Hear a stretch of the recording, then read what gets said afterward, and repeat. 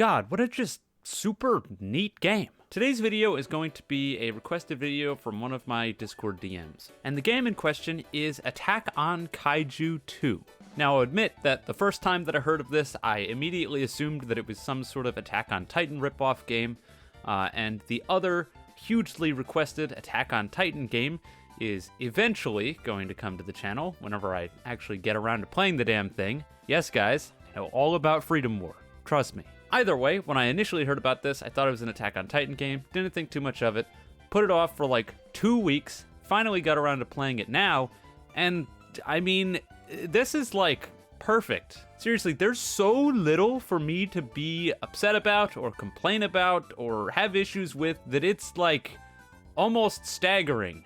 Which, go figure, with the game sitting at 66 players, because, of course, every time there's a game where I'm like, this doesn't have any glaring massive issues, it just doesn't have anyone playing it. But why not?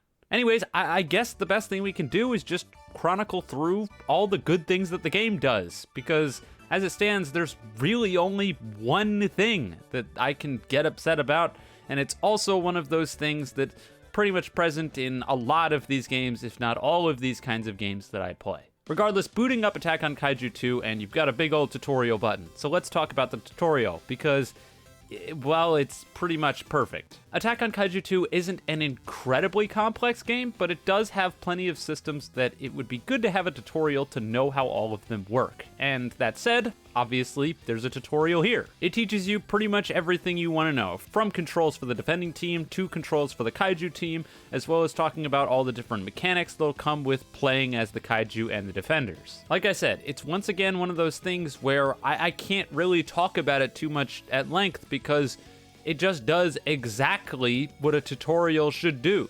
And people might throw a little bit of shade saying that the game isn't super complex, so it's easier for a tutorial like this to get away with basically teaching you everything, whereas a more complex game like, who knows, Ghoul-Re is so unbelievably complex that their tutorial just couldn't possibly explain something like the, the eating mechanics that are integral to playing the game.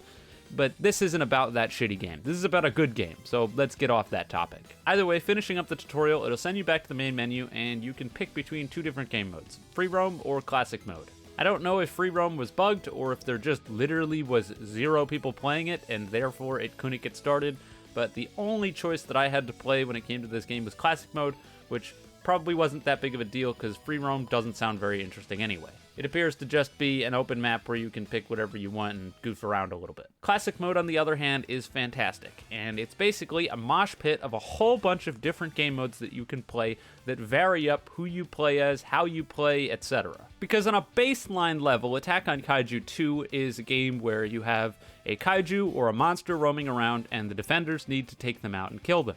In a lesser game, this might be all there is to offer when it comes to the game. Think about something like Roblox Murder. But Attack on Kaiju doesn't stop there by adding a whole bunch of different interesting game modes that make it more fun to play.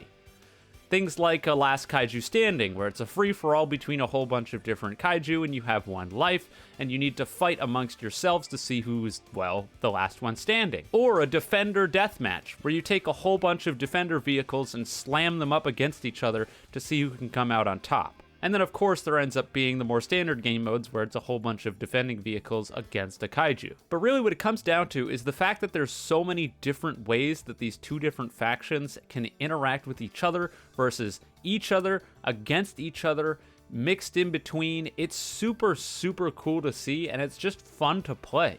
The defending team versus the kaiju team play so astronomically different that it's almost sort of 2 games in one.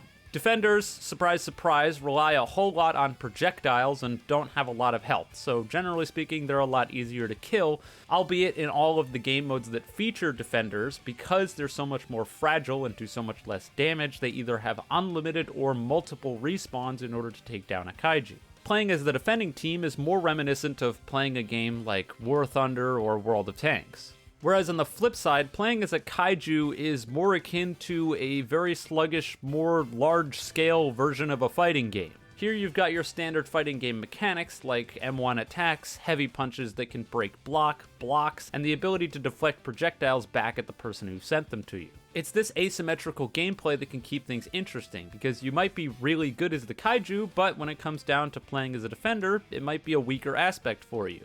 And so you can try to improve in both different aspects of the game. As for the game modes themselves, well, I am always going to wish that there were more variety. I think the variety on display here is pretty solid. I loved the switch up when it came to the Kaiju Juggernaut mode, where it actually had two Kaijus going up against each other and then defenders in the mix. But I think it would have been really cool if we had a game mode where it was two Kaijus and a bunch of defenders versus each other, instead of this kind of weird hodgepodge where you've got two Kaiju going up against each other and one of them is backed by a bunch of defenders. That confused me a little bit. Either way, it's got the bones of a really cool game mode, and it's still fun to play nonetheless. I also was a pretty big fan of the duo last man standing kind of games, because if you get killed or whatnot, you can still potentially be in the game with your teammate, and so I thought that was pretty neat. Now, if we're talking strictly combat mechanics, I think the defender combat is pretty much nailed down, and I don't have almost anything to say about it. Kaiju combat, on the other hand, well, I have a little bit of issues, but as I said at the beginning of the video, I think a lot of these are almost inevitable, and that sucks. The most notable, most important, and most annoying is that hit detection is ass. Just no way around it, it sucks. This also, to an extent, does apply to the defenders team, so I guess I should have said it there too. But nothing sucks more than seeing your projectile hit what you're shooting at, especially when what you're shooting at is a giant Kaiju-sized target and it just does nothing and they keep running. There were so many times when I could see my projectile physically impact the person I was shooting at and it just didn't do anything. Now, some of these may have been due to the person blocking and their block animation just not loading, but then that almost sort of also plays into the fact that it's sometimes very unclear when someone's blocked something versus when they haven't. None of these hit detection shenanigans ruin the game by any right, but I have to bring them up and I have to talk about how annoying they are, because it always sucks when you're in a close match and you hit the enemy with a projectile and it just doesn't do anything. And considering that the first Kaiju in the game is pretty heavily reliant on projectiles, having 3 of them in their moveset, if the first impression of your game is shooting projectiles at someone and having them do nothing, that really sucks. Speaking of the first Kaiju of the game, I think this is a good place to talk about the balance of the game, or in other words, the fact that I'm basically not going to talk about the balance of the game in the same way that I didn't really talk about it when I talked about Transformers Crossfire back in the day. I don't think Attack on Kaiju 2 was made to be an expressly well-balanced game, and these are the kinds of games where people need to get almost sort of destroyed by something they need to unlock in order to make them want to continue to play and pay money for the game, because, well, these games need to make money at the end of the day.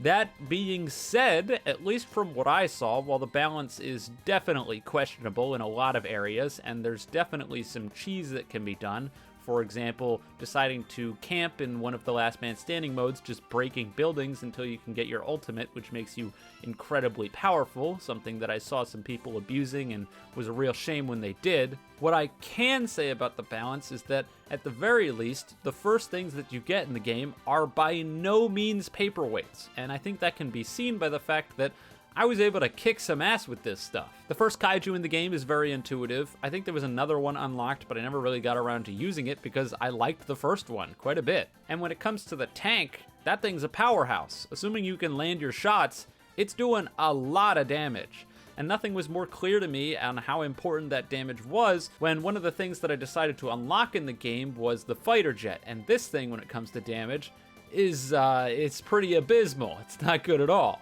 Now, granted, it's way easier to play with a huge radius for its lock-on missiles, being able to basically fire them backwards and have them do a 180 and hit your target. And I still had a lot of fun flying around in the fighter jet, but at the end of the day, the fact that the very first starter tank in the game is almost certainly just clearly better is, well, that's good. It's good to start people with stuff that doesn't suck.